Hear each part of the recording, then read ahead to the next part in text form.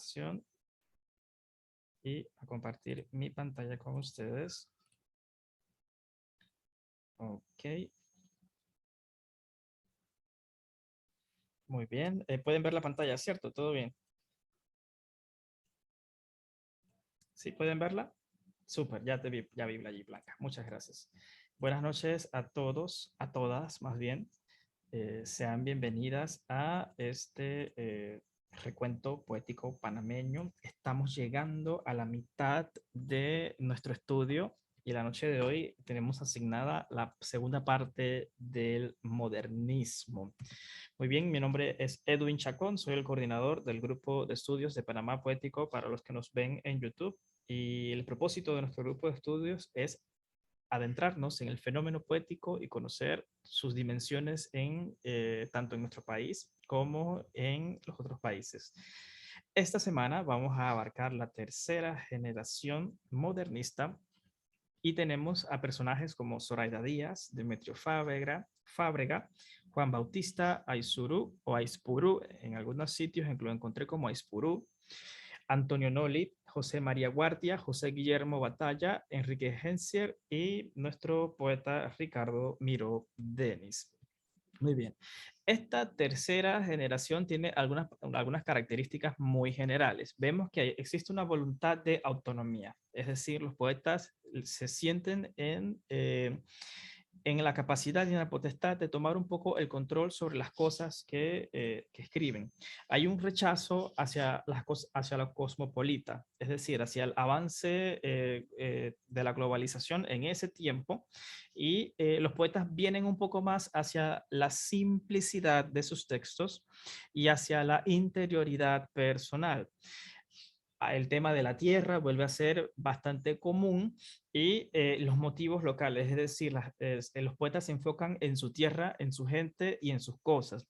Entonces, de forma general, lo que vemos en esta tercera generación es que se reduce esa visión de lo grande que era el continente. Recordemos que venimos de una época en donde se hablaba mucho de las guerras de los otros países, se hablaba mucho de Roma, de la India, de las cosas clásicas. Entonces, todos esos elementos se reducen en esta tercera generación modernista hacia lo local, ¿okay? Hacia lo propio y lo nacional.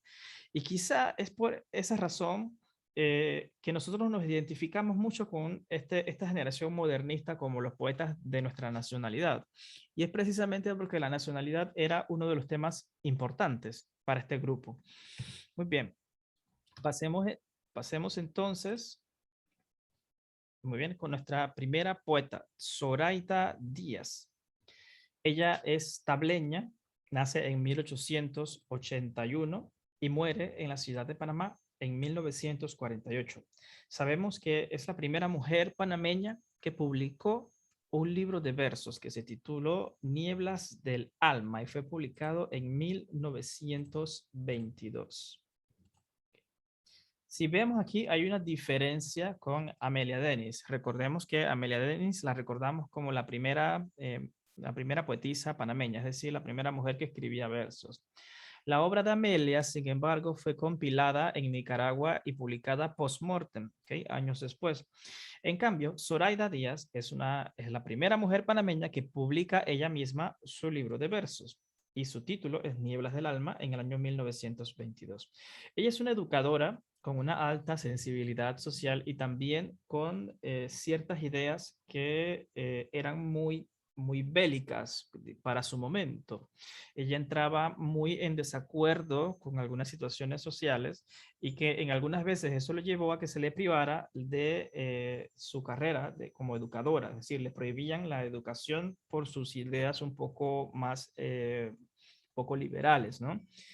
Ella tiene una vida muy trágica y su poesía refleja esa tragedia. En algunas fuentes, ella estuvo casada 3 veces, algunas fuentes hablan que sufrió 2 veces la viudez y vivió con su tercer esposo hasta la muerte. Otras fuentes nos dicen que ella sufrió la muerte de esos 3 esposos con los que estuvo casada y también sufrió la muerte de su hija a tan solo 2 años de edad.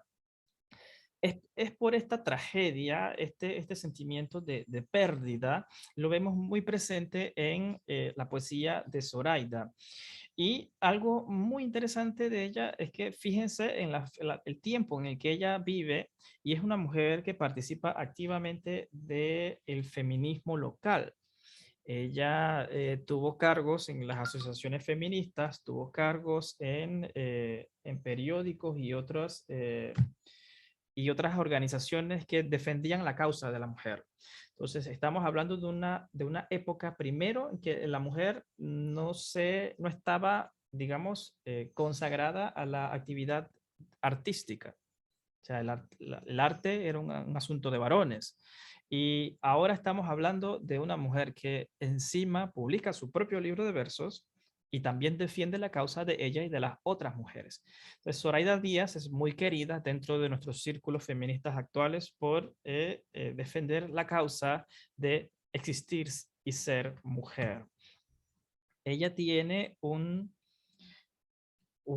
poema que se titula Deseos, estaba dentro de las lecturas de esta semana y quisiera traerlo porque es un poema muy fuerte. Dice así: ¿En dónde estás, alma mía, que no te puedo encontrar, ni en el cielo, ni en el mar, ni en mi constante agonía? Quiero ser rosa, botón, ser celaje, rosicler, ser todo menos mujer, con memoria y corazón, ser ola muerta en la playa, ser rosa que se desmaya después de vivir un día, ser toda yo pensamiento y disolverme en el viento en busca tuya, alma mía. Si vemos, encontramos un profundo sentimiento de deseo dentro de esta poesía. Hay una clara afirmación al hecho de ser mujer y aquellas dificultades que se tienen simplemente por serlo. También, al final del poema, esa búsqueda que ella tiene, esas ganas de disolverse en el viento, marca la poesía de ella como una poesía muy dado al anhelo por lo perdido, al anhelo por todas esas cosas que se sintieron en la vida y que dieron duro y que definitivamente alguien que pierde tantos seres queridos o que ha intentado reiniciar su vida con otra persona y vuelve y esta persona también muere, es un asunto bastante fuerte. Así que esta es la portada de la obra. Acá abajo debiese decir Zoraida Díaz de Strong. Déjeme poner el láser aquí. Zoraida Díaz de Strong. Y fue publicado en los talleres del diario El Tiempo. Podemos encontrar en el prólogo de esta obra este texto que está acá, que me gustaría, no sé si alguno de ustedes se anima a leerlo, por favor. Con gusto. Nieblas del alma, talleres gráficos del tiempo 1922. Al publicar este manojo de flores marchitas, versos descoloridos, en que la ilusión ve siempre a su lado el dolor y el desengaño, no ha sido mi intención satisfacer vanidades de ninguna especie. Mis pobres rimas, consuelo de mi espíritu y de mi corazón en días ya pretéritos, en que ave sin nido lanzaba las tristes notas de mi alma dolorida. Son el reflejo fiel de los sentimientos y emociones que entonces yo experimentaba. Creía en las inflexibilidades del destino y sentía hondo, muy hondo, un deseo intenso de disolverme en la vida infinita de las cosas. Muchas gracias, Blanca. Fíjense la profundidad de esta nota introductoria a sus nieblas del alma. Ella nos dice que no es un asunto de vanidad, sino es un asunto de manejar el dolor y del desengaño. Ese dolor que estaba en su vida pasada, que hacía que su alma lanzara poemas muy tristes, con mucho dolor nuevamente, y que son el reflejo fiel de esos sentimientos, todo lo que ella siente, donde ella creía que el destino era un asunto inflexible y que se sentía y que sentía ese hondo e intenso sentimiento de disolverse en la vida infinita de las cosas. Me quedo con esa frase, ese deseo de disolverse en la vida infinita de las cosas. Y cuando lo leí hace un tiempo, me di cuenta que ese deseo es propio de todos los poetas. Nosotros como poetas queremos disolvernos en la vida infinita de las cosas. Queremos echarnos, agarrar nuestras células y echarlas y que esas células vivan en todas esas cosas. Queremos, queremos que nuestra palabra siga adelante de nosotros, aunque nosotros no estemos. Y entonces esto lo que nos trae es a la poesía nuevamente como esa respuesta del hombre a encontrarse en el mundo, esa idea de que vamos a morir nos lleva a escribir eso que sentimos, pensando de que sería útil para otra persona mucho más adelante, o es nuestra manera de aceptar que ese momento nos va a llegar y ojalá que cuando llegue podamos disolvernos en la vida infinita de todas las cosas. Continuando, tenemos a Demetrio Fábrega Arosemena. Algunas de estas biografías fueron difíciles de obtener. Algunos poetas tienen poca información disponible, accesible, digamos, por medio de Internet. Él es un poeta santiagueño, Santiago de Veraguas, de 1881 y muere en 1932. Él es farmacéutico y a la vez también es empresario. Tenía una farmacia de su propiedad. Él es miembro fundador de la Academia Panameña de la Lengua. Su obra es considerada una obra poética muy medida, muy hacia lo clásico, sobre todo lo clásico de España, y desarrolla una estética muy alta en su poesía y es un gran conocedor del metro, es una poesía muy métrica por naturaleza. Su expresión es sobria y denota que su poesía tiene muchas palabras escogidas, es decir, es una poesía refinada, pensada con cada palabra. Su obra está en dos partes. 1918, que fue publicada por él, se tituló Poesías, y Postmortem tenemos las obras selectas publicadas en 1968. Juan Bautista Aizuru, él es capitalino, nace en 1882 y muere en 1953. Además de poeta, es escritor y músico. Él es popular entre la generación literaria y artística de ese momento. Sus obras inician en 1906 con modulaciones líricas. Tenemos ritmos melódicos en 1920 y en 1925 idealismos de verdad y belleza. Acá les tengo un ejemplo de su poesía. Cuando la voz ya no puede expresar su sentimiento, que es de dicha, complemento para el amante sincero, el labio palpita mudo y en el más dulce embeleso suele decir con un beso lo que la lengua no pudo. Este poema titulado El beso, cuando lo leí en esta ocasión para esta noche, sentí ese no sé qué, de que ya lo he leído antes y estaba de alguna manera presente en mi mente, que me pareció muy familiar, El beso del poeta Juan Bautista Aizuru. También vamos a hablar de Antonio Noli, él es también capitalino, de 1884 hasta 1943. Este poeta cultivó el verso epigramático. ¿Y cómo es esto? Bueno, es un verso resumido, bastante denso, que expresa de una manera rápida lo que el poeta quiere decir. Algunas veces utilizan la sátira, otras veces no, pero construyes versos como este, por ejemplo.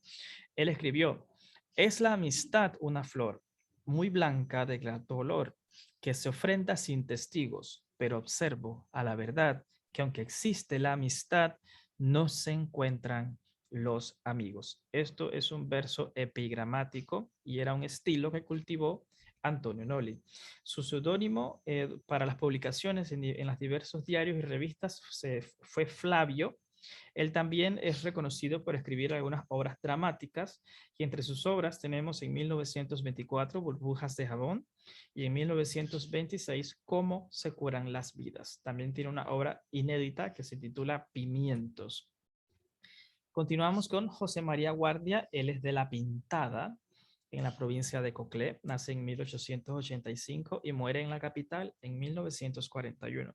Este poeta tiene la particularidad que es autodidacta, aprende por sí mismo el fenómeno de la poesía y publica en diferentes revistas. Por ejemplo, tenemos que él publicó en Nuevos Ritos, también en Esto y Aquello, en la revista Memphis y en algunas otras.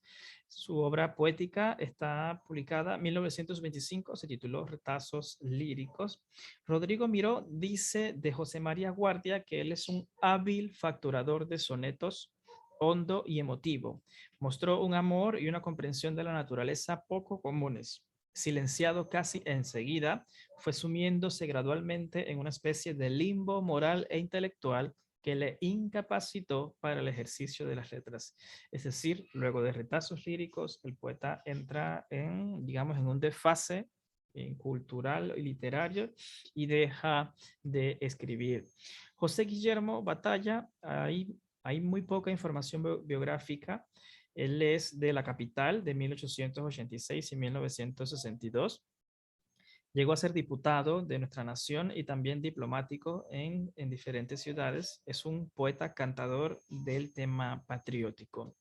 Enrique Gencier, él es chitreano de 1887 y muere en Colón en 1943. Muere en Colón precisamente porque él llegó a ser gobernador de esa provincia hasta la fecha de su muerte.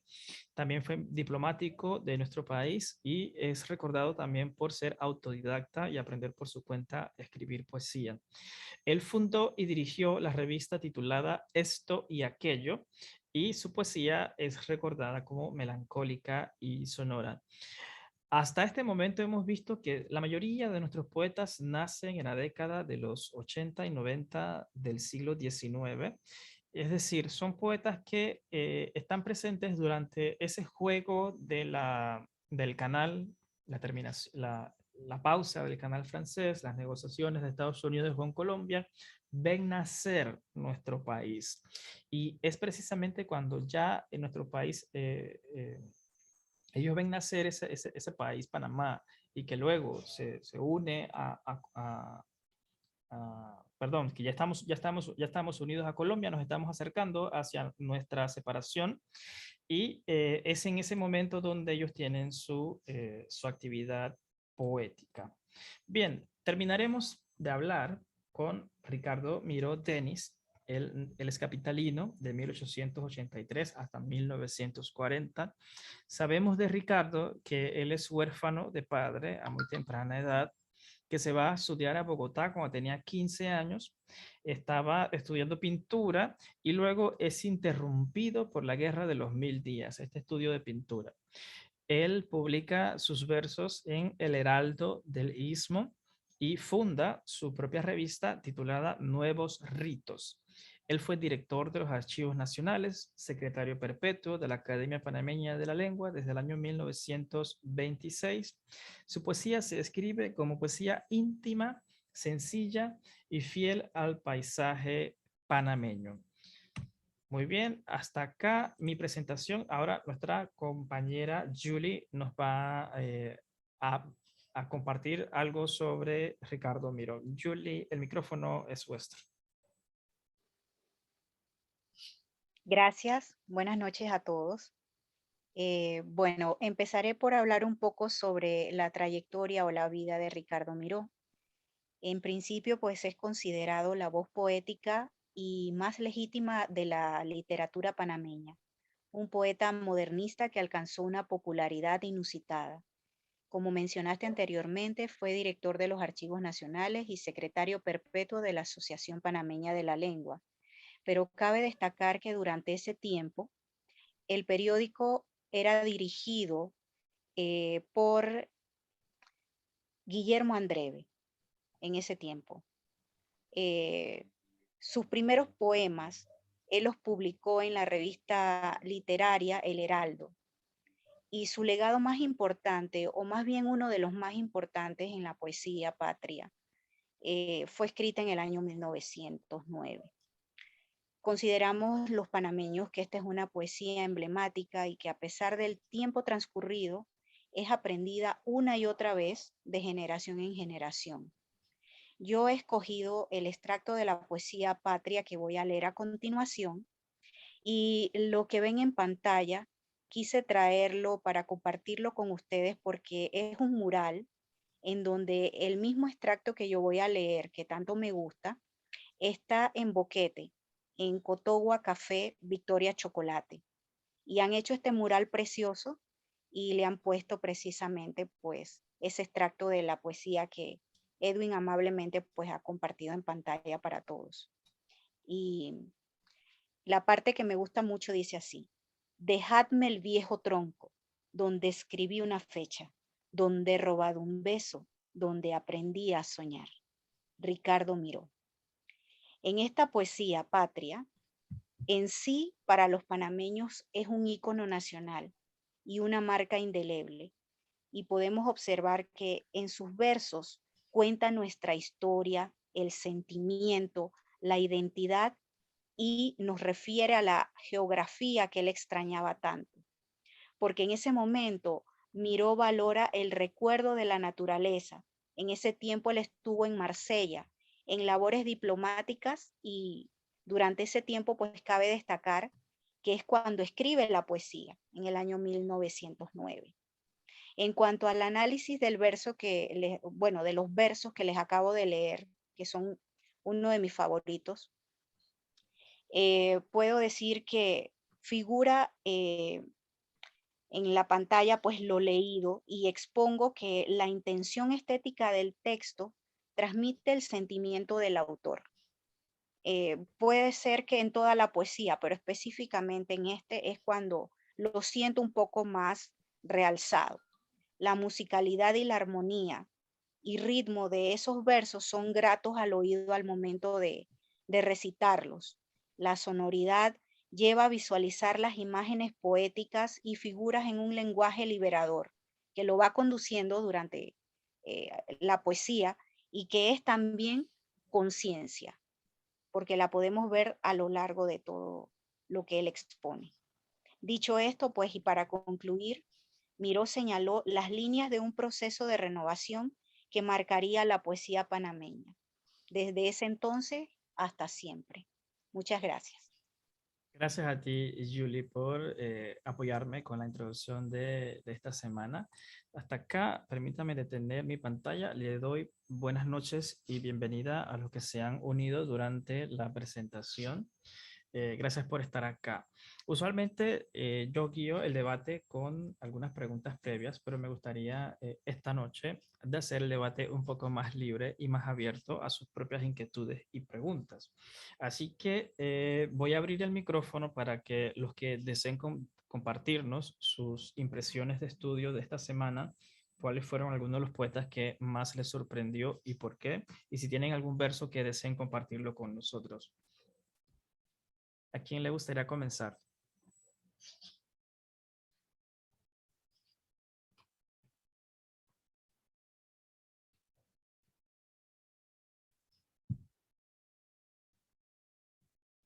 ¿Quién se anima primero al ruedo? A ver.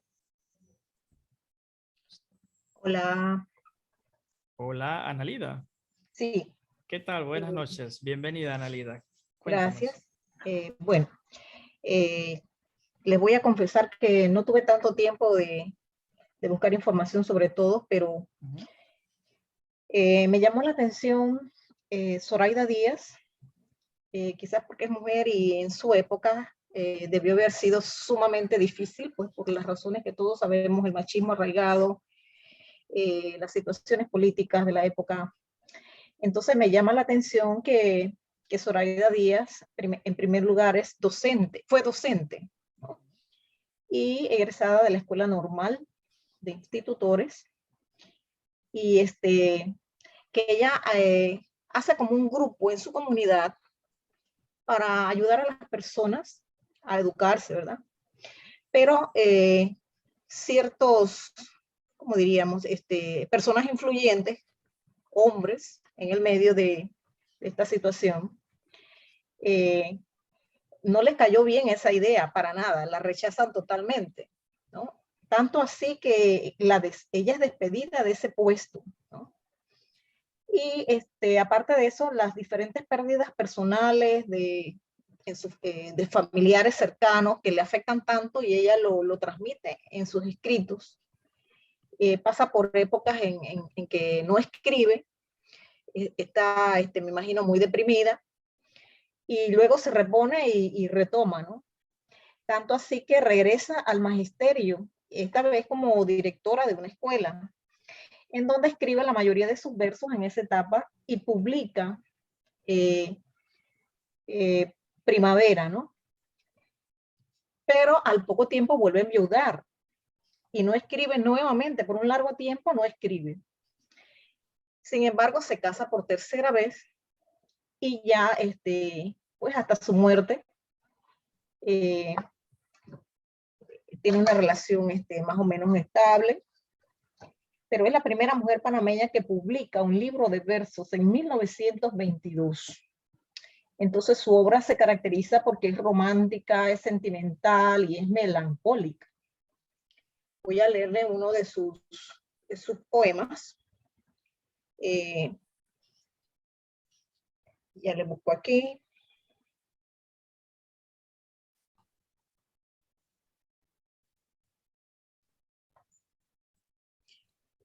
Fue una lucha en esos días, pues, para sobresalir en ese medio. Era de las tablas.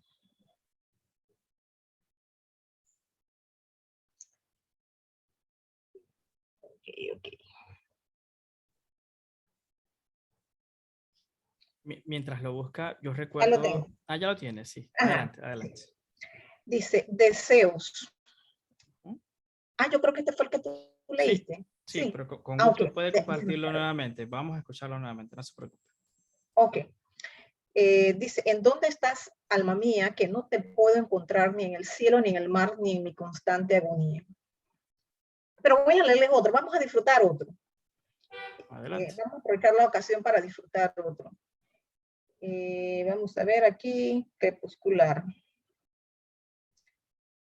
La tarde mira en el confín lejano entre un sudario de impalpable seda y va llorando el toque de la queda de monte en monte hasta el confín del llano. El campanario, el pueblo, el valle, el río, todo entre la penumbra desaparece. Y no sé por qué causa me parece que hoy nada de mi pueblo es mío. El mismo cielo, la vereda estrecha, el viejo tronco, do grabó una fecha, mi mano palpitante de emoción. Y pregunta mi espíritu angustiado, ¿será que solamente habrá cambiado de tanto palpitar mi corazón? Hay mucha melancolía en sus escritos, hay una tristeza, y bueno, admiro mucho a esta escritora por su rol de luchadora. Eso fue una luchadora de su época, totalmente. Siempre me llama la atención las mujeres que en esos años se abrieron campo en esa época tan difícil, ¿no? Así que esta es mi contribución. Muchas gracias, Analida. Yo también recuerdo haber leído eso que ella enseñaba. Hizo como una clase privada para enseñar a analfabetos, enseñar a leer y escribir.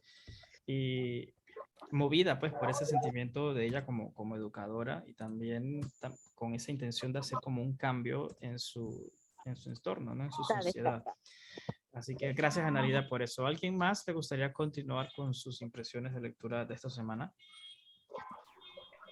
Sí, en lo mismo que a continuación de lo que dice pues Analida, a mí me llama la atención primero obviamente el hecho de que sea mujer, aparece incluso en la lista de las mujeres que cambiaron nuestra historia, y pienso que para todas aquellas que nos interesa este quehacer con referencia a la poesía, resaltar la trocha que ella fue abriendo para las futuras generaciones, ¿no? ¿Qué hizo ella? Exploró lo desconocido sin duda alguna. Ella no se enfrentó porque primero, sin duda, al ser docente y abrir esta escuela de alfabetización nocturna, ella estaba haciendo algo que quizás nadie había hecho, pero más que nada yo siento que ella la vieron como una amenaza. Esa mujer representó una amenaza para los hombres que estaban en ese momento como quien dice, gobernando.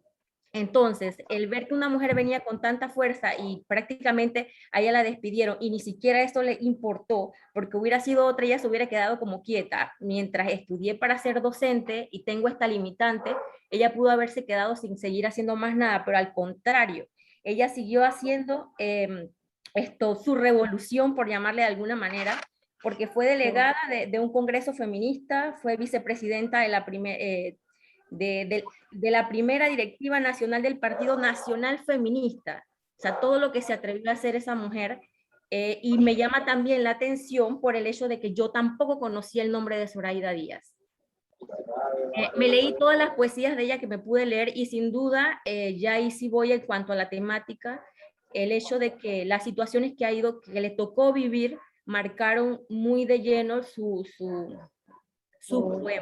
Sus poemas, incluso quedó, su última viudez, en la que marcan que es la segunda, tenía ya apenas 38 años, todo le ocurrió muy joven y cómo ella se atrevió a seguir adelante pese a todas las adversidades que se le fueron presentando, y es de valientes lo que esta mujer hizo. Muchas gracias, Blanca, por su intervención. Liz, ¿le gustaría continuar? Sí, yo estuve investigando sobre ella porque en verdad no conocía a la autora, no me sonó el nombre, y entonces estuve por ahí leyendo y le escribí a una profesora de la universidad y ella me ayudó un poco y resulta que este personaje usaba palabras en sus poesías como encaje, como rosa, como deseo, como anhelo, y dice que para la época su poesía, aunque en la actualidad resulta nostálgica, en la época resultaba o las consideraban eróticas por ciertos términos. Entonces no era propio, para esos tiempos ya era bastante difícil que la mujer escribiera. Ahora que escribiera erotismo era todavía peor, y además era educadora, que se supone debía ser como pulcra en su imagen, y entonces eso de escribir literatura erótica no era propio para nada, ni para mujer, ni para una profesora, para una maestra, ni para la época. Entonces por eso ella, bajo esa consigna, la juzgaron.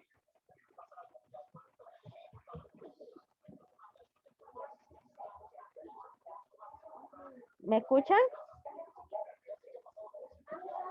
No estoy escuchando. Sí, te escucho.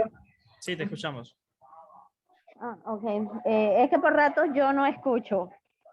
Bueno, entonces a ella la juzgan por palabras específicas en sus poemas, y hubo hasta, aunque ella es como representante del feminismo, hubo movimientos feministas que estaban en su contra porque decían que ella degradaba lo que debía ser una mujer correcta de la época, y ella pues tuvo que afrontar todo eso. O sea, su pensamiento y su convicción, además de ser bastante adelantadas a la época, además era muy resistente, porque sentir que estás dándole libertad a cierto grupo y que justamente es ese mismo grupo el que te ataque, pues es difícil.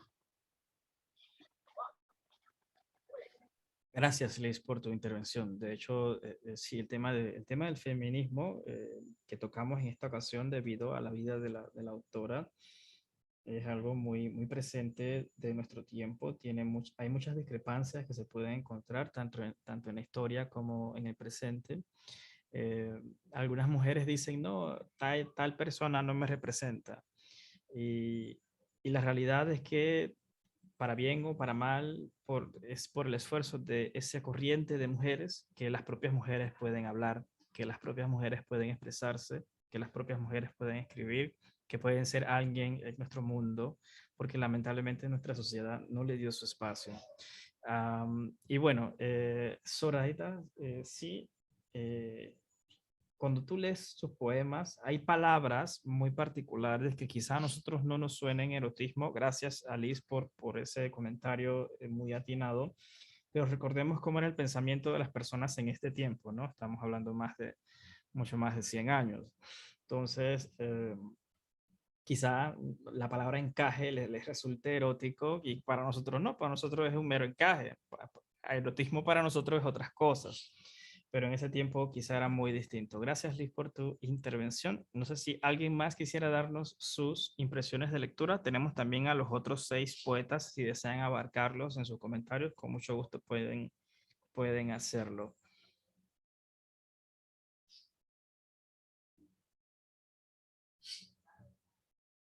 Ok, avancemos entonces hacia un poeta que conocemos un poco más, del que estamos más familiarizados, nuestro poeta Ricardo Miró Denis. Es ampliamente considerado el poeta nacional. La mayoría de los países tienen a alguien a quien llaman el poeta nacional, es decir, un poeta que representa las ideas del nacionalismo y que todos nos sentimos identificados con él. Hay algunas personas, para algunas personas, el poeta nacional más bien sería la poeta nacional, Amelia Denis de Icaza, quien sería la tía de Ricardo Miró. Pero este sentimiento nacionalista viene en esa línea de la familia y para mí más bien ambos constituyen un referente de mi nacionalidad como panameño.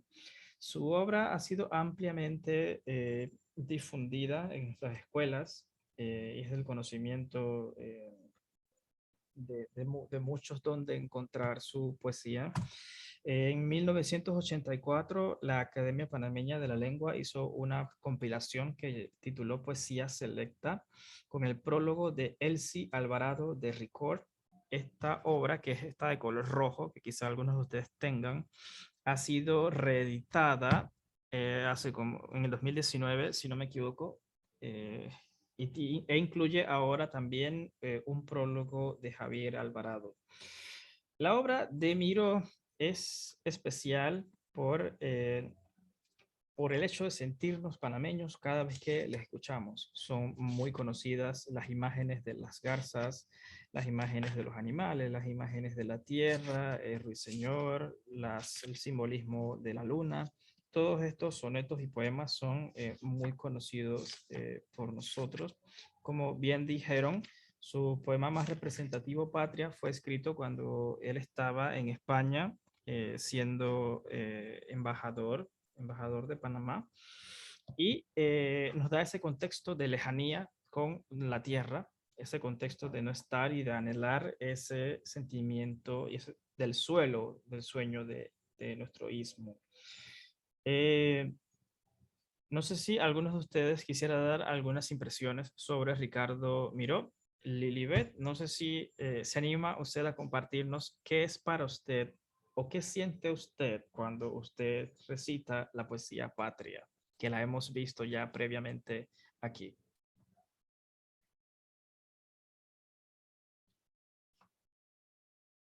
¿Estás por allí, Lili?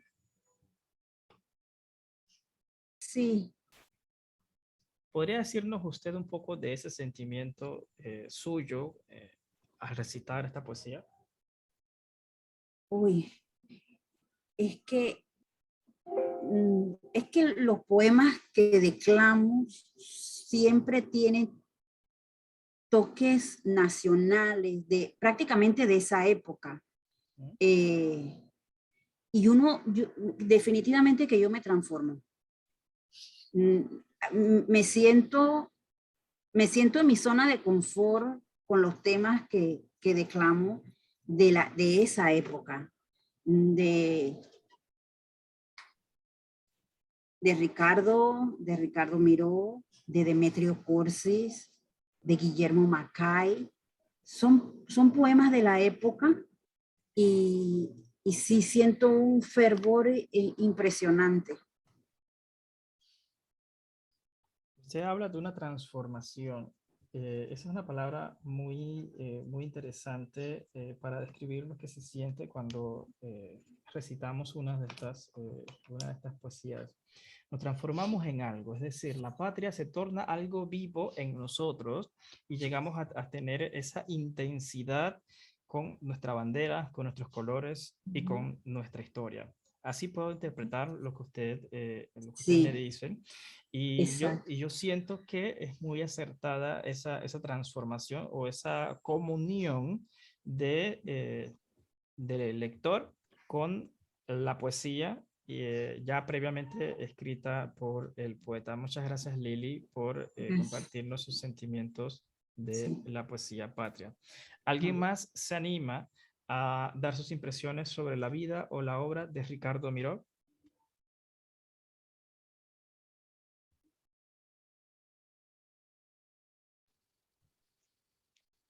Bueno, puedo yo de nuevo. Sí, claro, adelante.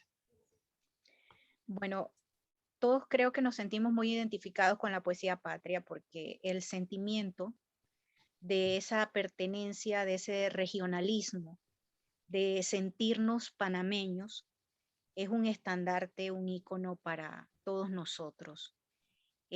También se habla mucho acerca de, o sea, para hacer otra acotación, que el lirismo posromántico y el verso alejandrino imperaban mucho en lo que fue la poesía patria. Para mí es una de las poesías más bonitas que se han escrito sobre Panamá y considero que toda esa visión en figuras que él tuvo en el momento de redactarla, pues no se queda corta porque nuestra patria es tan bonita y tiene tantos espacios y paisajes hermosos que creo que todos nos sentimos con el corazón henchido cada vez que escuchamos la poesía o cuando decimos alguna estrofa, y eso enaltece mucho nuestro fervor patriótico. Muchas gracias, Julie, por tus comentarios. No sé si notan que Ricardo Miró escribe mucho sobre las garzas. Él escribe sobre otros animales, sobre guacamayas, ruiseñores, pero las garzas siempre es como un tema recurrente, es un símbolo prácticamente que él construye a lo largo de su obra.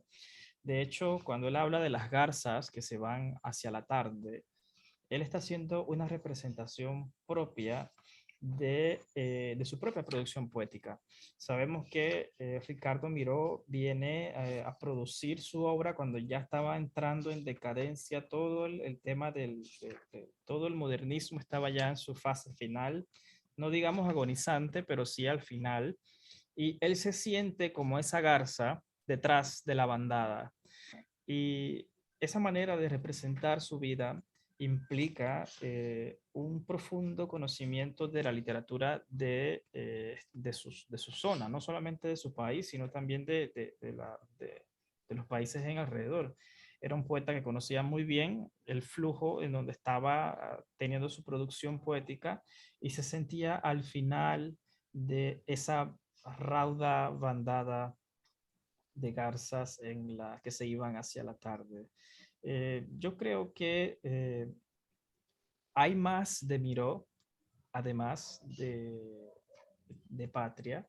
Creo que hay otros temas que él trata en su poesía. De hecho, también el tema religioso es otro de los asuntos que le llegaron a interesar. Julie, ¿deseas intervenir? Creo que tenías el micrófono abierto. Ah, sí, es que Sí, como estabas ajá. hablando de las garzas propiamente, Sí, adelante. me da la impresión de que en el caso de Ricardo Miró, puede tener varios significados. Ujú. El desplegar las alas y ser libre, volar y poder experimentar y expresar esos sentimientos.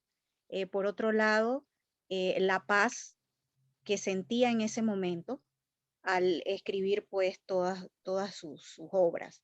Y que, bueno, en base a ello escribió La Última Gaviota, Patria, Portobelo, Tus Ojos, Enfermo de Soledad y Mi Primer Nocturno. Como decías, pues no solamente es Patria, sino que hubieron pues varias poesías que fueron eh, muy emblemáticas también, no solamente pues Patria. Y en esa de La Última Gaviota, que te refieres específicamente pues a a las garzas, es esa comunión con la naturaleza que él estaba experimentando en ese momento, esa paz, esa tranquilidad, el despliegue de sus alas, el poder volar y tener libertad de expresión. Muchas gracias, Julie, por tu intervención. Así mismo es. Y Ricardo Miró nos prepara como lectores para lo que viene. Con él terminamos el modernismo, se cierra de esta manera este capítulo de la historia poética de nuestro istmo y nos prepara para el periodo de vanguardias, que es lo que viene para la próxima semana. Es para prepararnos un poco más hacia lo que viene, hay que dejar de un lado digamos, ese pensamiento de la gran corriente en la cual se involucran muchos poetas y crece esa corriente, por ejemplo, el modernismo, o por ejemplo también el romanticismo, donde hay demasiados poetas dentro de esa sección. Para las vanguardias lo que vamos a ver son unos intentos, unos esfuerzos, unos deseos de crear algo nuevo. Se meten uno que otro poeta en esa corriente, pero luego la corriente se esfuma hasta que aparece otra, vuelve y crece y se esfuma también. A esto es lo que llamamos vanguardias. Y para la próxima semana vamos a empezar con algunos de esos poetas de vanguardias. Es un poco difícil clasificarlos en una u otra corriente, pero sí podemos hablar un poco de manera general sobre ellos, de sus poéticas, de sus poesías, y ya vamos a ir viendo poetas que mucho más recientes a nuestro tiempo. Yo creo que el modernismo lo que me deja a mí como panameño es ese sentimiento de lo que es mío, es ese sentimiento de mi campo, de mi naturaleza, el sentimiento de mi bandera, el sentimiento de querer a mi país unificado, no atravesado por una franja que ya no es nuestra, el sentimiento de afrontar la tragedia por medio de la poesía. Y esto es algo que nos toca a nosotros también ahora. Sabemos que venimos de la pandemia, venimos de una crisis, estamos y vamos hacia una crisis económica y hay mucho sentimiento de pérdida a nuestro alrededor. Pensar en alguien como Zoraida Díaz, cómo ella utilizó su poesía para afrontar todas esas pérdidas, para hablar del amor el cual ella quiere buscar y quiere disolverse en el viento para ir a buscar ese amor, eh, es lo mismo que nosotros sentimos ahora. Quizás sea alguien que hayamos perdido, quizás sea nuestra forma de vivir de antes, pero todos tenemos ese sentimiento de querer disolvernos en el viento e ir a buscar eso que perdimos o eso que anhelamos. De la misma manera nos sentimos también como nuestro poeta Ricardo Miró, que al estar en una tierra extraña empezaba a sentir esa nostalgia por su país, por su tierra. Y esto es algo que es muy propio del hecho de viajar. Cuando usted está lejos, cuando usted no tiene algo, cuando usted no tiene su tierra, es muy común que usted la extrañe, que usted la añore. Pero mientras uno está en ella, a veces es difícil valorarla, a veces es difícil ser un buen ciudadano. eh, y no tenemos ese sentimiento de lo nuestro hasta que estamos lejos o hasta que ya no podemos volver a ella, como le pasa a la mayoría de los exiliados que hemos estudiado en nuestros diferentes debates. También aprendí que los poetas autodidactas, tenemos dos poetas autodidactas en esta noche. Tenemos a José María Guardia y a Enrique Gensier. Y me siento identificado con ellos también por el hecho de que yo también me siento poeta autodidacta. Yo no he ido a cursos de poesía, talleres. No, yo prácticamente no he asistido a nada de esto. Lo que yo soy es un buen lector y voy leyendo y leyendo y leyendo y no me quedo con las dudas. Yo busco, investigo, veo las entrevistas de los poetas, veo sus videos, veo lo que ellos dicen. Yo veo lo que los jurados dicen cuando alguien gana un concurso, me leo el fallo y busco ese fallo y lo desmenuzo y digo, esto es lo que la gente está leyendo o esto es lo que los poetas consideran que es positivo para la poesía en nuestro tiempo. De esa manera he aprendido poesía, buscando, leyendo, investigando, eh, tratando de hacer mi propia biblioteca como la que tengo ahí atrás.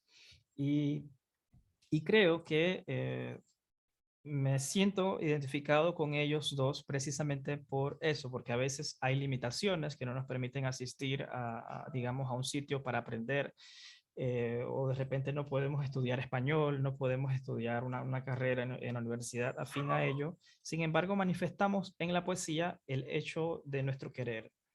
Manifestamos que hay que hacer un esfuerzo y lo hacemos y podemos lograrlo, inclusive hasta llegar a la publicación.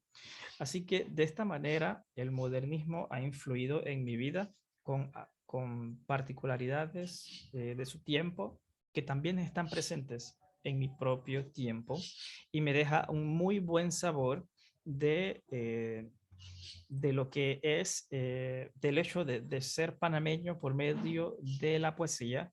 Y de hecho es un sentimiento que quizá haya que rescatar en nuestro tiempo presente, porque si les pregunto a ustedes, ¿qué poesías de la panameñidad ustedes conocen de nuestros poetas actualmente? El tema nacionalista no es que se haya diluido ni que se haya dejado aparte, sino que se aborda desde otras formas, desde otras variantes. Pero quizá, y yo considero que es necesario reforzar el hecho de la poesía de la nación, porque la nación, a como yo la veo, no es algo que debemos dar por sentado. La nación es algo que se construye y hay que enseñárselas a las nuevas generaciones. Quizá yo tenga bien claro el sentimiento de nación, pero si ese sentimiento no se lo pasamos a las generaciones que vienen creciendo, quizá cuando ellos sean grandes no haya una nación a la cual respetar y defender. Entonces, aprendo a mantener vivo el sentimiento de nación con los poetas modernistas. Con esto yo me quedo. No sé si algunos de ustedes desea hacer algunas palabras de cierre en cuanto al modernismo general o a los poetas del modernismo. Lili, le escuchamos. Bueno, decir, porque soy de pocas palabras, pero sí declamar dos estrofas de Patria. Adelante, con gusto. De mi patria. Bueno, voy a escoger las que me gustan. En vez de estas soberbias torres con áurea flecha, en donde un sol cansado se viene a desmayar, dejadme el viejo tronco donde escribí una fecha, donde he robado un beso, donde aprendí a soñar.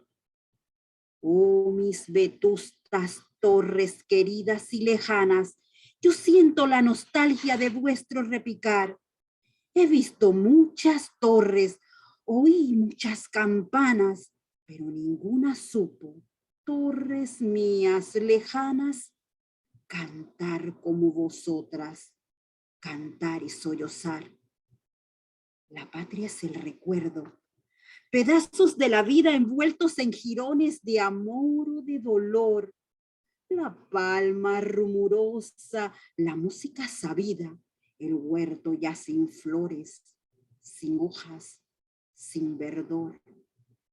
Oh patria tan pequeña que cabes toda entera debajo de la sombra de nuestro pabellón. Quizás fuiste tan chica para que yo pudiera llevarte donde quiera, dentro del corazón. Me extendí. Gracias. No se escucha. Lo siento, Lili. Muchas gracias por compartirlo. Yo disfruto mucho escuchar su recitación poética. Yo lo veo como un don que usted tiene, que nos hace sentir lo que de verdad el poeta quería decir con eso. Y me trae también un poco más el sentimiento de nostalgia, pensando en lo que usted acaba de recitar, las vetustas torres. Sabemos que Ricardo Miró estaba en Barcelona Las vetustas torres se refieren allá no hay como rascacielos como tal, pero sí hay torres.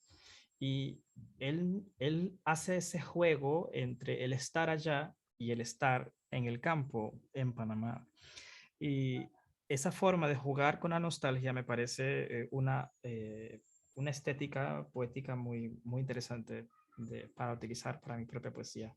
Así que de mi parte, quería darles tengo un premio para ustedes, para todos, de hecho, los que están acá, son 9 los asistentes. De parte de la Academia Panameña de la Lengua, tengo una obra de poesía selecta para cada uno de ustedes, de esta que está acá. Así que gracias a la Academia Panameña de la Lengua por estar siempre apoyando nuestra actividad cultural.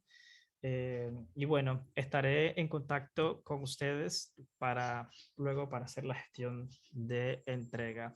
Así que de mi parte sería todo hasta este momento. Gracias a ustedes por estar acá. He disfrutado bastante el modernismo, pero creo que hay que hacer en el cerebro como una pausa y prepararnos para lo que viene en las vanguardias, porque la vanguardia hace que mi cerebro que se haga así a cada rato.